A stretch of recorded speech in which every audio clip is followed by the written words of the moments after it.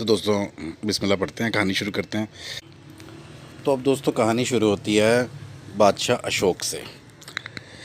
हम सब जानते हैं कि हमारे इलाके में एक बहुत बड़ा बादशाह था। उसका नाम था अशोक। अशोका भी कहते हैं उसको, अशोका दी ग्रेट के नाम से भी पुकारा जाता है। अब दी ग्रेट उसको इसलिए कहा जाता है क्योंकि इंडिया ये मगध की एम्पायर सारी की सारी, और उसके बाद फिर यानी इंडिया लगा लें, मौजूदा पाकिस्तान लगा लें, अफ़गानिस्तान लगा लें, और फिर साथ नेपाल का कुछ एरिया लगा लें, और फिर बांग्लादेश सारा का सारा लगा लें। इस सारे के ऊपर एक शख्स की गवर्नमेंट रही है और वो था अशोका। अब ये अशोका जो है ये चंद्रगुप्त मौर्य का बेटा था। तो चंद्रगुप्त मौर्य ने जब अपने उस्ताद चाणक्य के साथ मिलकर इसको आहिस्ता आहिस्ता सारी गवर्नमेंट नंदा अम्पायर की हासिल की है, तो नंदा अम्पायर हासिल करने के बाद एक बड़ी अम्पायर इनकी बन गई। अब उस अम्पायर को चंद्रगुप्त मौर्य ने भी फैलाया और फिर अशोका ने भी फैलाया। अब रह गया था कलंगा। अच्छा, यहाँ पर मैं थोड़ा सर्च करना चाहूँगा कि ये हिंदू नहीं था, ये जैन मज़हब से था, क्योंकि चाणक्य भी जैन से था।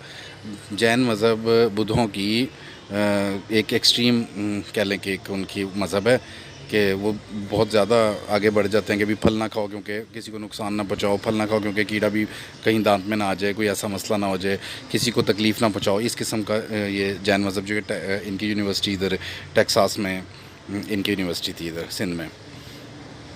तो बहरहाल ज़ाहिर सी बात है कि जब चाणक्य जैन मज़हब से है तो नंदा अम्पायर का वो एक पंडित है, पंडित इसलिए कह लें कि मजहबी शख्सियत है, तो नंदा अम्पायर भी चाणक्य निकलता है, चाणक्य बेइज्जत होकर निकलता है और फिर वो अब एक रिवेंज के अंदर आता है और फिर मौर्य को तैयार करता है, चंद्रगुप्त मौर्य को एक बड़ा जर्नैल बनाकर वो आहिस्ता आहिस्ता नंदा अम्पायर सारी हासिल कर लेते हैं।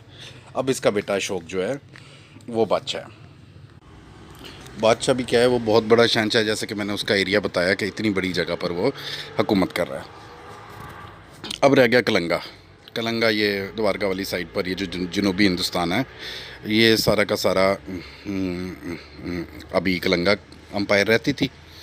तो अशोक ने फ़ैसला किया कि अब मैं ना इनसे जंग लड़ूंगा। अब इतना बड़ा बादशाह एक छोटी सी इलाके पर हमला करने के लिए, छोटा तो नहीं, वो भी बड़ा था, लेकिन इतना बड़ा नहीं था कि जितना अशोक के पास पूरा एरिया था। अशोक ने कहा कि इसको भी मैं अपनी गवर्नमेंट में शामिल करूंगा। तो जब कलंगा के लोगों को पता, तो उन्होंने कहा कि चाहे जितना मर्ज़ी ताकतवर बादशाह हो, हम तो लड़ेंगे। उनका बच्चा बच्चा जंग के लिए निकला। अशोक आया, अशोक ने 10 लाख बंदा वहाँ पर मार दिया।